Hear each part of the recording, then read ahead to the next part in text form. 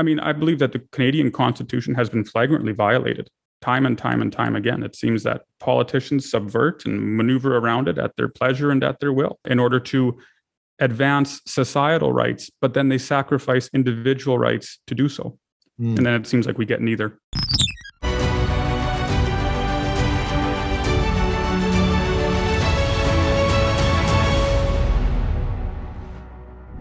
Hello and welcome to Freedom Feature. I'm Barry Bussey. With me today, I have a young man from Alberta, Tanner Hnidey. Tanner is a young man who's decided to start up an organization, and he's concerned about the rule of law.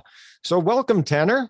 Thank you for having me, Barry. I'm so excited to be on. Tell me a little bit about who you are and tell us about your organization and what you're all about. So my name, like you said, is Tanner Hnidey. I'm an industrial organizational economist. I studied at the University of Calgary. I graduated a couple of years ago.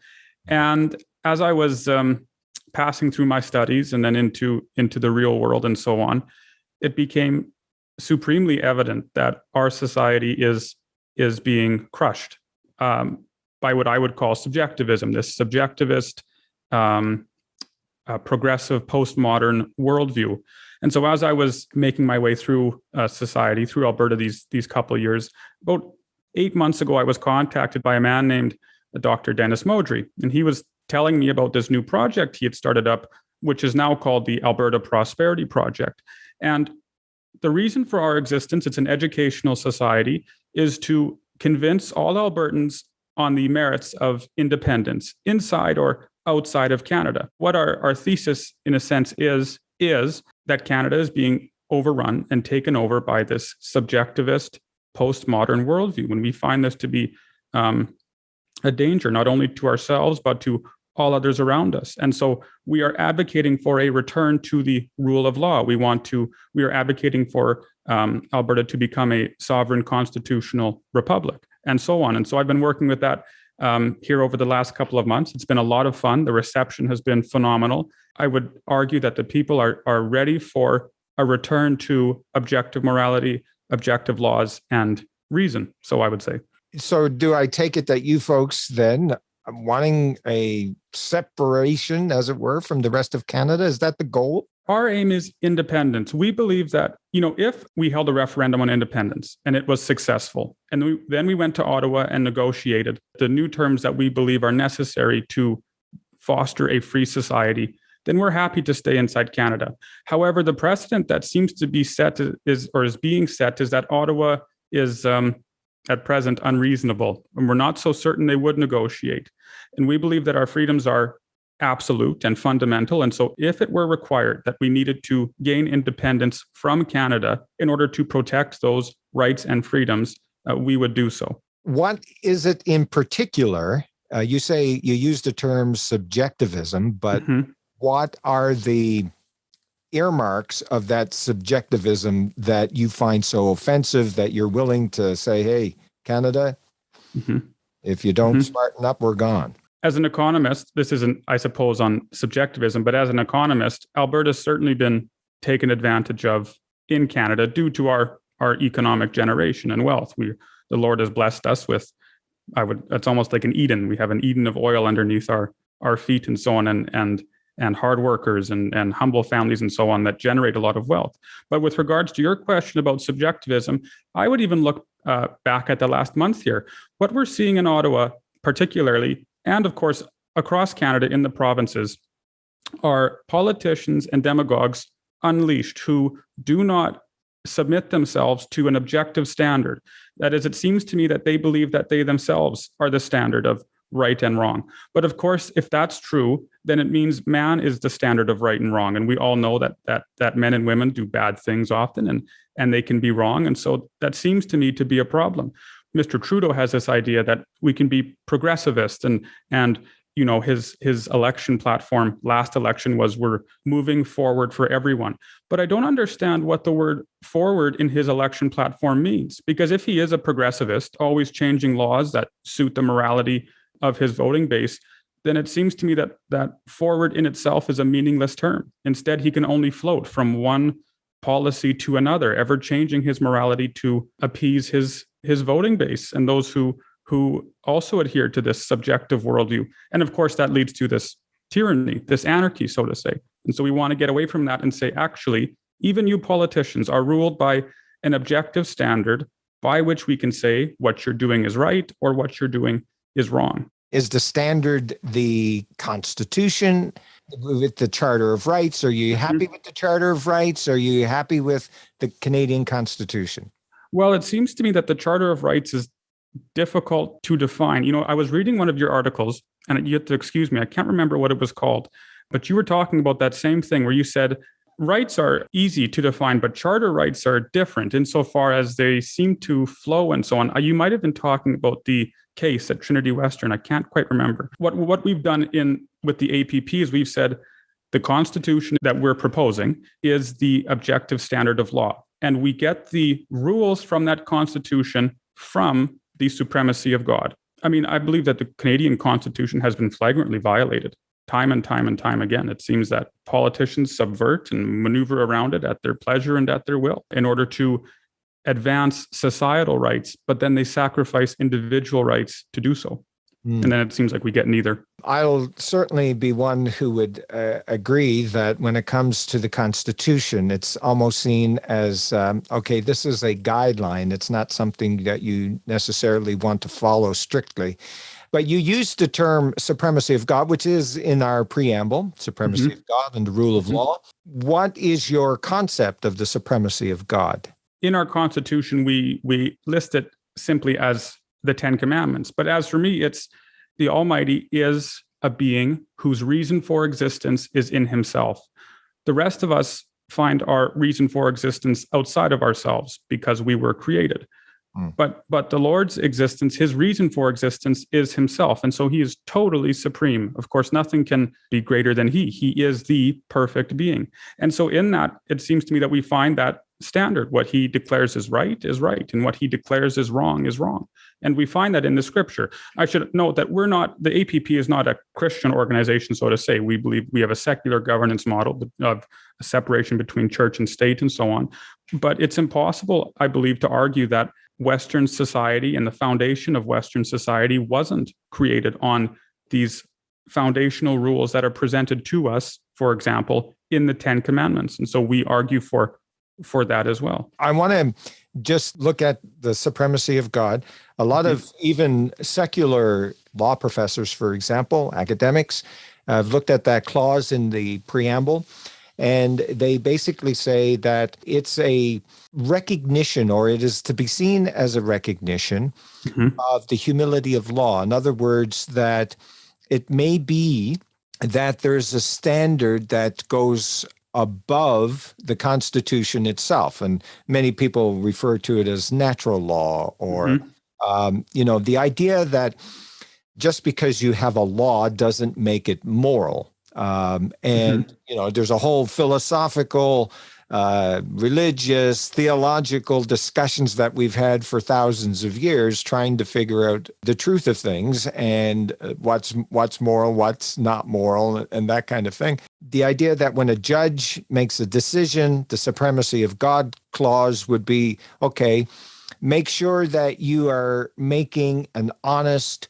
objective decision, because you may not believe in a God or believe in a deity, but there is this notion that what's right and what's wrong could even be above what the legislature says or what the judge says or whatever. So there's that sense of needing a humility that when you make a decision, i.e. for a judge, when you're involved in public legislative debate, that there is this innate importance of humility. We could even go back to the ancients of Aristotle, and we could think in the time of the Romans, Cicero, and so on, that made reference to the rule of law, but a rule of law that has that humility. But you specifically mention God, but your organization, as you have just stated, you're saying it's still a secular concept. That's right. It's a secular, what we're proposing is a secular governance model. Yes, that's right. That's correct. But we also recognize that you have to have some foundation upon which you can say this law is just or this law is not just. And so we believe that to believe the supremacy of God.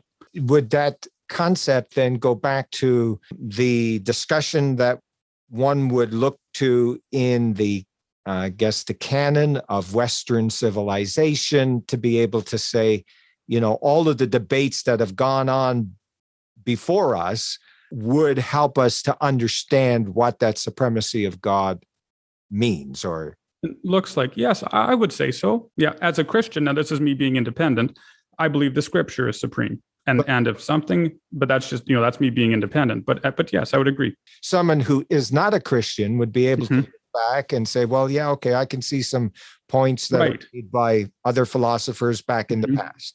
Precisely. All right, I got you now. This isn't an attempt to impose some form of theocracy.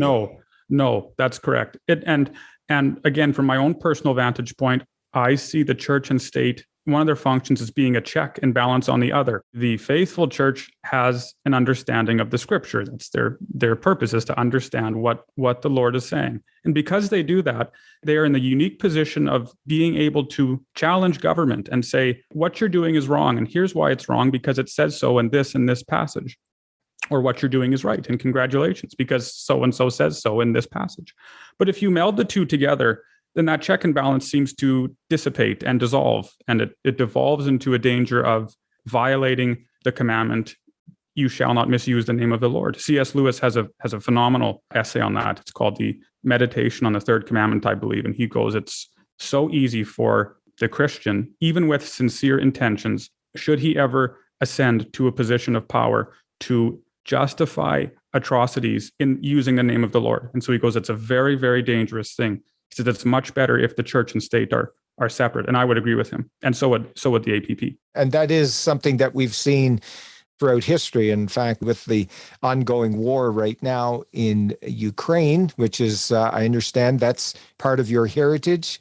It's true. I'm a Ukrainian. Yes. And so, some people have pointed out there's also this messianic type of mindset that perhaps Vladimir Putin might have with respect to, there is a religious element here that is something that we don't hear a whole lot being discussed about. But we want to be careful with respect to the bringing together of church and state for the very reasons you point out. Okay, so tell me now some more of what is it you find a problem with the current situation in Canada when it comes to freedom? Oh, well, with freedom, it's simply that our freedoms have been taken away, again, at the politician's pleasure and will, without any appeal whatsoever to objective law. And I'll use COVID as an example. When the lockdowns and so on began, what I heard consistently from politicians, of course, is that we have to trust the science, and that if we lock down, so-and-so lives will be affected or saved or whatever it might be. It's an appeal to emotion, it seems to me. The problem that I had with it, and I continue to have with it, is I find it impossible to derive moral authority from objective fact. Suppose that the politicians' claims that lockdowns saved lives was in fact true. I'm not convinced of that argument from the data that's been revealed, but nonetheless, suppose it was true, and that lockdowns actually did save lives. From that alone, I find it impossible to derive any moral authority. It would be like me saying my car drives 200, or it can drive 240 kilometers an hour. That's an objective fact, but it tells me nothing about whether or not I actually should drive 240 kilometers an hour, or I have the justification for doing so. And so the politicians took science and they stated a scientific fact, or what they claimed was scientific fact, and then they derived moral authority. But that seems to me to be totally unjust and it doesn't at all prove any morality with regards to legislation. So it might be that I have the scientific knowledge to make a super weapon, but that does not give me the moral authority to make or use that super weapon. So that was one of the problems I had. Whereas freedoms, of course, are fundamental, and they come from the Almighty, from the supremacy of God. But the politicians said, no, we'll derive it from science and we'll instead derive it from fact. But to me, that seems to be totally impossible. And just because I can do something or I know something, it doesn't give me the authority to do that thing or exercise it for my benefit. So that's one of the major issues I have, is that science and morality have been married in this unholy union, which has led to a great restriction on our freedoms. I mean, obviously, as we've gone through this COVID crisis, a lot of people would say, yeah, but Tanner, the reality is there'd be a lot of people are going to die as a result of, this disease that it's making its way, and the experts are to direct. Again, I would actually argue back to C.S. Lewis, which is everyone has seen this article talking about how are we to live in a nuclear age, which is, he goes, just because we have a nuclear bomb in our midst or that are being created overseas or whatever it might be, it need not dominate our minds. And so I'm not saying that the lockdowns were immoral. I think they were, because I think it was an unjust restriction on freedom that has now proven to have absolutely no effect on the outcome of the morality of cases and so on. But what I mean to say is, you can't justify those lockdowns just on science alone. You can take that and you can channel it to so many other different areas, which is, in my opinion, quite frightening.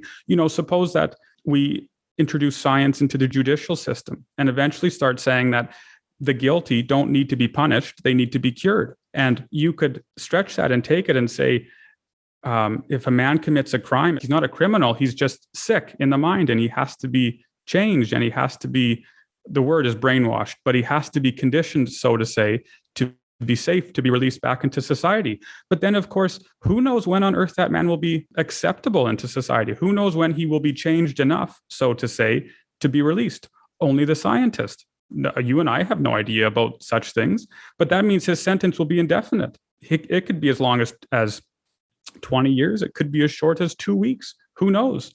You have to, so in this, you have to separate science and morality, so to say. That was the point I intended to get across. You can still argue that lockdowns were moral. I just don't believe that you can purely use science to do so, because it gives the bureaucrat and the bureaucratic scientist this ability to marry and then impose what they want using these ideas of science. Very interesting point there on that. Your organization is to create this sense of independence for the individual, but also for the collective, i.e. for That's Alberta. correct. So what's happening? What are you guys doing? So we're traveling at present all around the province. We're in the process of launching a massive educational campaign that has never been seen before in Alberta. And so we've been doing this for a couple of months now, where we travel from the most southern aspects of the province to the most northern parts and so on. And we hold events and rallies and educating Albertans on the rationale and merits of independence, so that when the next election comes, when a unified independence party rises up, the people hopefully will vote for that independence party and will have a referendum on independence. And the response has been phenomenal, so encouraging. It's the spirit and energy at those events and so on. It's phenomenal. You folks are not a political party. We are not a political party. No, we're strictly nonpartisan. Our purpose is just to let as many Albertans know about the rationale and merits of independence. But you are advocating for independence. Right. That's correct. Yeah.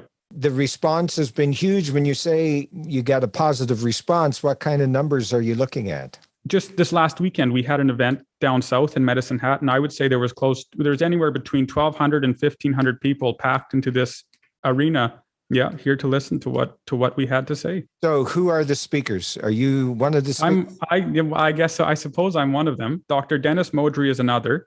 And then we have a library of speakers that will change based on where we're at in the province. So Dr. Michael Wagner is often with us, who is an Alberta a political scientist, but he has a phenomenal database of history with regards to the independence movements in the province. Everyday Albertans will come and speak often. Our president will speak, Bob Blaone, and so on. So it's just, it's dependent on where the event is.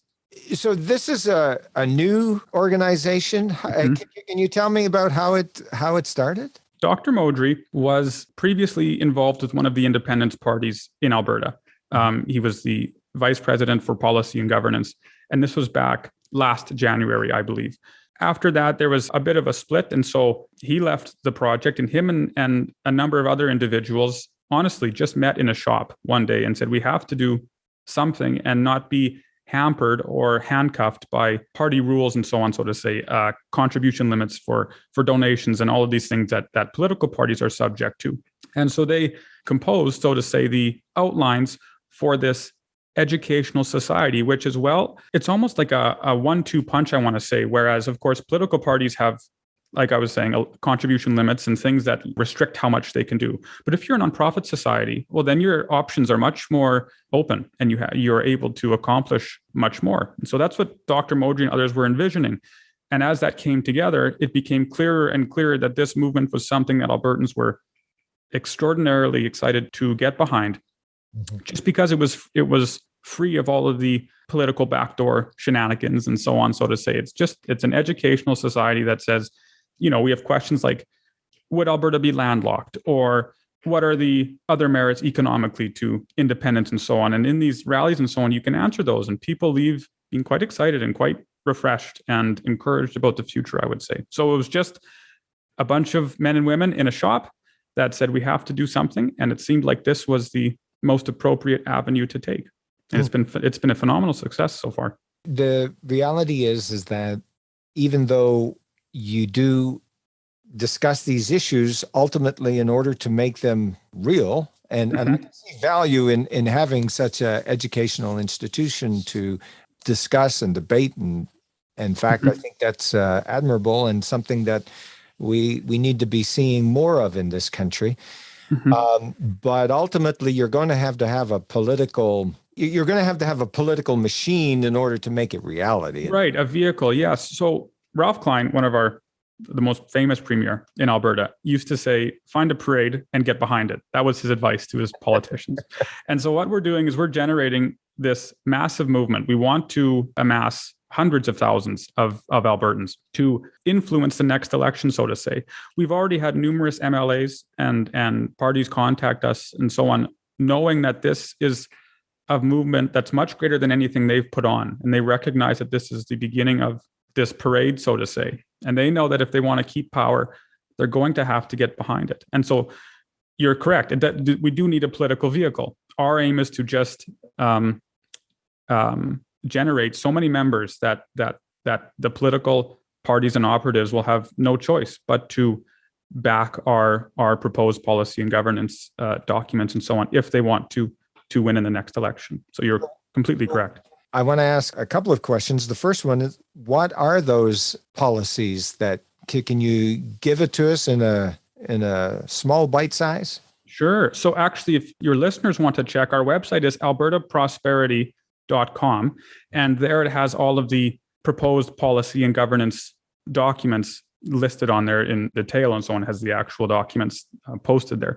But what we've done is we've borrowed, for a lack of a better word, heavily from the American Constitution. It's not plagiarized or anything, but it's certainly borrowed very, very heavily from it. And so, of course, at the start is we recognize the individual rights and freedoms of man are inherent and are given to us through the supremacy of God.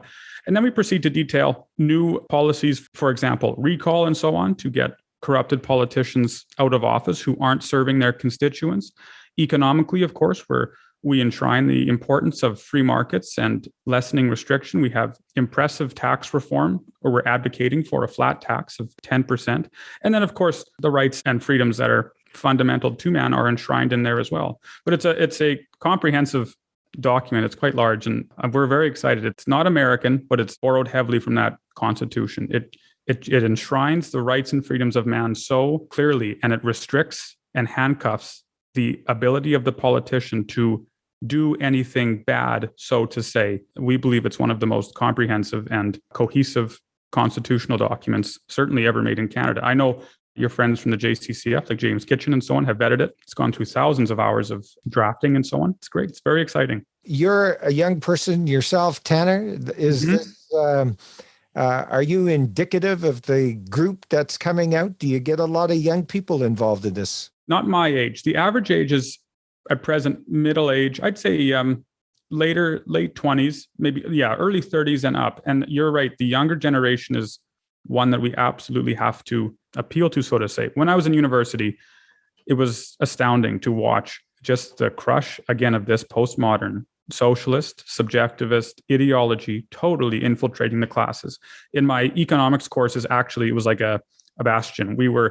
It hadn't quite hit there yet. And that was probably due in part to the head of the department and so on, who was vehemently opposed and still is to this welfare statist socialist advance. And so I didn't see it as predominantly, but when I would take an elective course, maybe in political science or something, the difference between the ideologies was mind-blowing, because you could see this advance already, and just how anything related to capitalism or objective law or fundamental rights and freedoms that cannot be taken away was totally dismissed in those classes.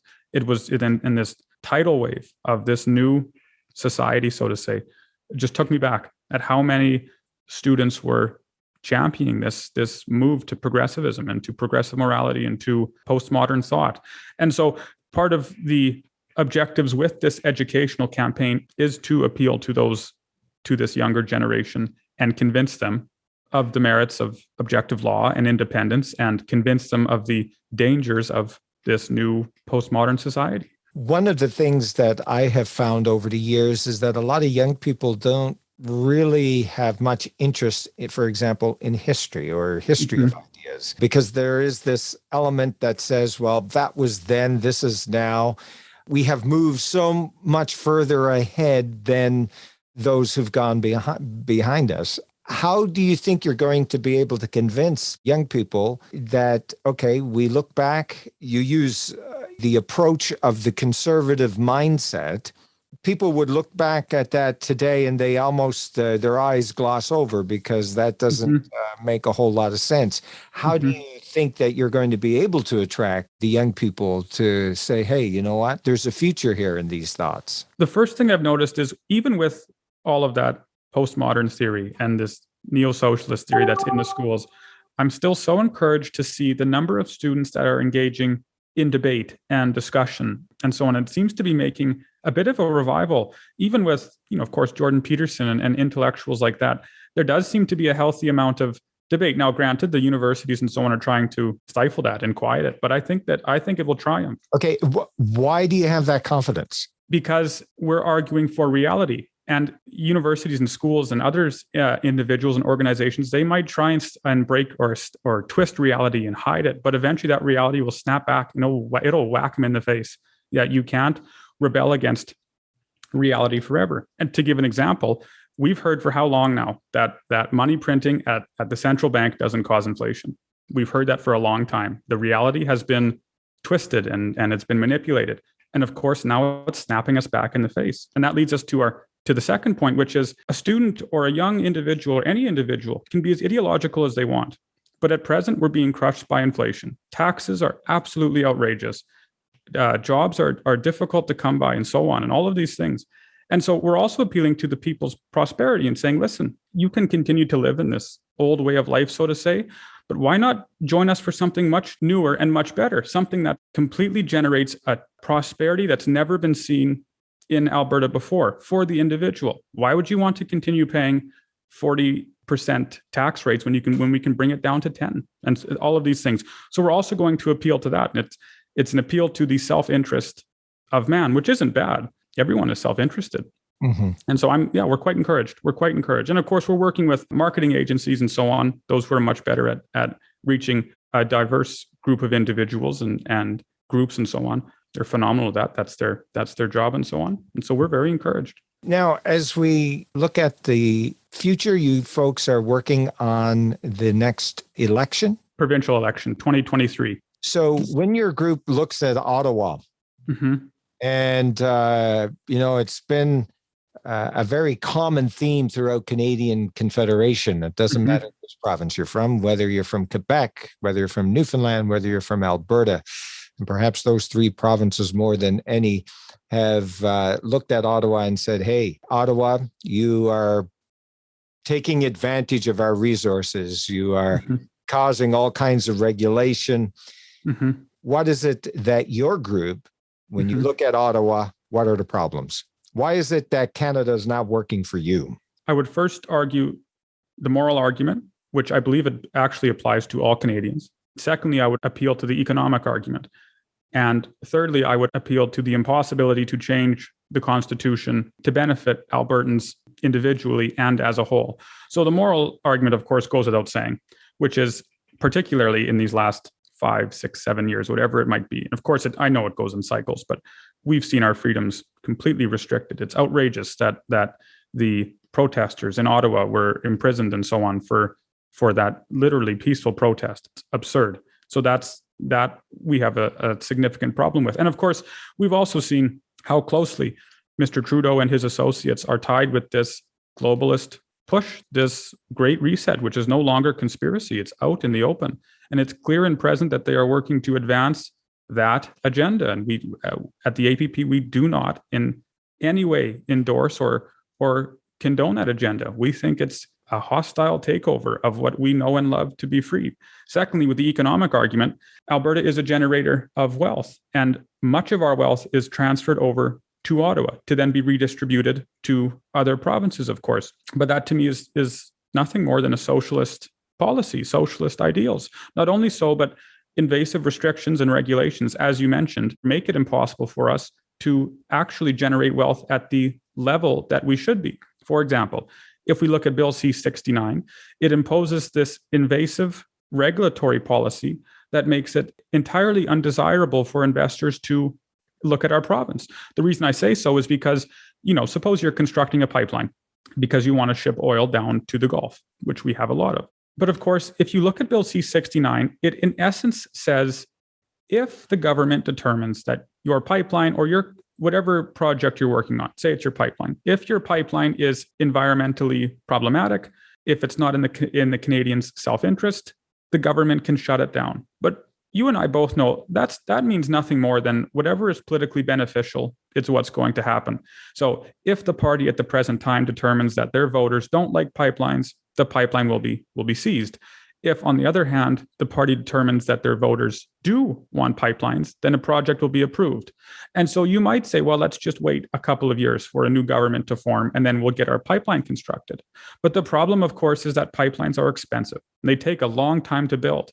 And when you do build a pipeline, your investment is what's known as a sunk cost, meaning if that pipeline does not ship oil, you're not going to make money. And this isn't just $1 or $2. We're talking about millions and millions and millions and billions of dollars, so to say.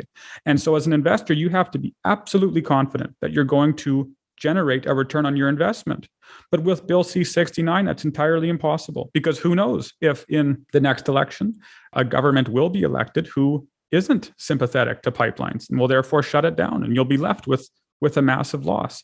And then thirdly, of course, was the appeal to the impossibility to change the Constitution. The 7 out of 10 provinces, 50% formula, the Senate and the Parliament, and just even the Supreme Court and so on, the rules that define which justices are in power, just seem to us to make it impossible that anything could ever be amended, such as equalization, so to say. It's in the other provinces' interests, it's in the government's interests and so on to keep programs like equalization in place, even if we desire a constitutional reform on that. And so we don't see at present any way that the Constitution can be reformed, and as such are advocating for independence. Let me just go back to the economic one for a little bit. There's been a lot of discussion about the Unified Basic Income, the UBI. You have written something about that just recently, I think. And I'm just wondering if you could just share what your concerns are with the UBI. Sure.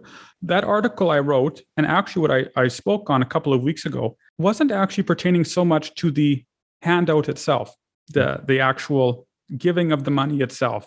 I don't agree with it. I don't think it's a wise policy. But my concern was with, I believe it's Section 3B, if I'm correct, where it states that that bill will also create and implement a national standard policy and so on of health. Of course, what that really means is if you want to receive this universal basic income, you will have to abide by certain standards that the government outlines with regards to start, health. And so suppose it's you have to be vaccinated. I'm just using an example. It can be anything, but suppose it's that. What's really happening as I'm sure you see, is that that's setting up a social credit system, which is if you want to receive the benefits, in this case of the welfare state, if you want to receive the honey of the welfare state, you have to play by their rules, so to say. You have to abide by what the government wants you to do. And it just starts with a universal basic income. But I have no doubt that will devolve into a model that's now common in China, which is if you don't abide by government rules and regulations, whatever it might be, then you'll lose access to, say, riding a bus or taking public transit or going to the library.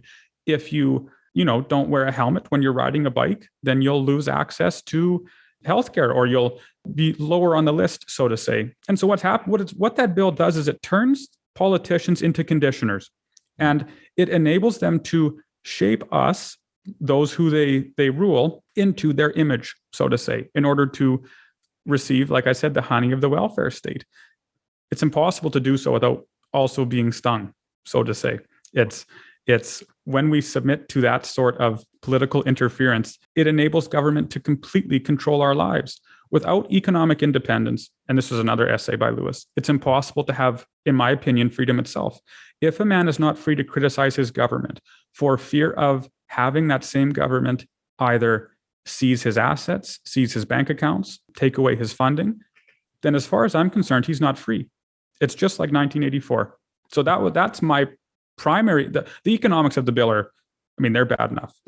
Canada is broke. We're in debt, and we can't keep printing money like this. It's absurd to think that we can do so. But it's the underlying precedent that's set, which is if you don't play by government's rules, they can take away what you have. That to me is just appalling. No, and I think that's a very good point. It's something that I've been pointing out for quite some time with this current government has raised a lot of issues, even all the way back dealing with the Canada Summer Jobs Program, where the government decided that unless you agree with their ideology, you're not going to get money to run the summer camps, for example. Mm-hmm. One can see how the UBI, the Universal Basic Income Supplement, that government is now offering, or at least the discussion is to move that way. This very point that you've raised seems to me to be at the crux, right? You talk about the importance of our first freedoms, and we see the violations clearly. You're mm-hmm. unable to speak out. If you speak out, we freeze your bank account. We don't give you the money that the government is offering you. So there's an essence of control. While on the one hand, a lot of people would say, this is great because I don't have the work. I don't have to worry about work. It takes off a lot of pressure. I can be more creative and do my own thing. But the reality is you're giving up your control, which I think a lot of people have not had an opportunity really to be seriously contemplating this.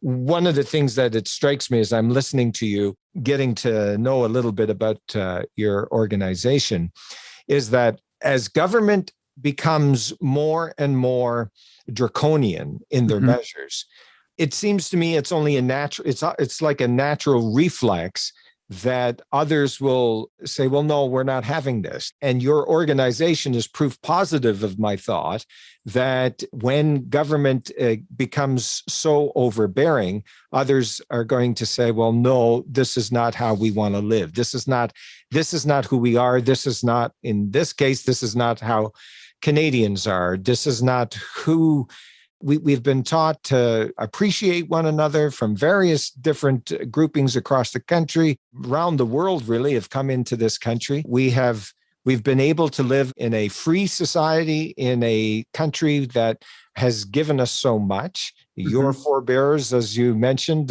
from the Ukraine, and we see what's happening there today. But they came because of those struggles to a free land. And now we're seeing that freedom being slowly ebbed away. And it becomes extremely important for us to wake up to this reality, it seems to me, of what is happening within the country. And we have to be ever mindful that we have to push back, because if we don't push back, if we don't speak out, then these things are just constantly creeping in. One of the things that I I noticed on a piece you wrote just recently, and I just want to get the quote here. It was dealing with Max Weber. You said Max Weber thought power had a coercive element, an authority, and a non-coercive one. And then you pointed out that Mr. Trudeau, you say, operates purely on the former, that has that coercive element. The peoples of Canada do what he says, not because Canadians want to obey him, but because if they don't, he seizes their bank accounts, freezes their financial assets. No one, not even other leaders around the world, respects him. Compare our prime minister with the prodigious leaders of the past, like Abraham Lincoln, Winston Churchill, Hannibal, and so on. He's our current prime minister. He has made his decisions that has caused a lot of concern for not only people in this country, but as we saw recently when he was over in the European Parliament, a lot of criticism there. But I want us to think about, just for a few more minutes that we got left here, is to think about this concept of power, this concept of power that has that coercive element. And one of the things I have noted throughout time is that when governments take upon themselves power or advance their power, we generally don't see them give it back. I mean, after all, the Income Tax Act was brought in the World War I as a means for a temporary measure to deal with the fighting of the war, but it's been a rather long temporary time. Then, of course, we saw in 2001, the government brought in all kinds of security measures for response to 9/11 attack. And when we go to our airport and we go into lineups for security, we are searched as if we're walking into some bank where there's lots of gold that people are afraid that you're going to steal. I mean, it's very invasive. We haven't changed that, right? I mean, that is still with us. Those authority, that power that government had granted to itself, all great legitimate reasons, fighting the war, fighting terrorism. And now we have another crisis with the COVID, and we see the government gaining even more power, as we saw with just freezing the bank accounts because you dared to donate to a cause that the government found unacceptable. It seems that as time is going on, we're seeing this increase of power and the unwillingness to step back from that power. Ultimately, we're thankful that the Senate was about to vote no on the prime minister. At least it seems that's one of the big reasons why he stepped back.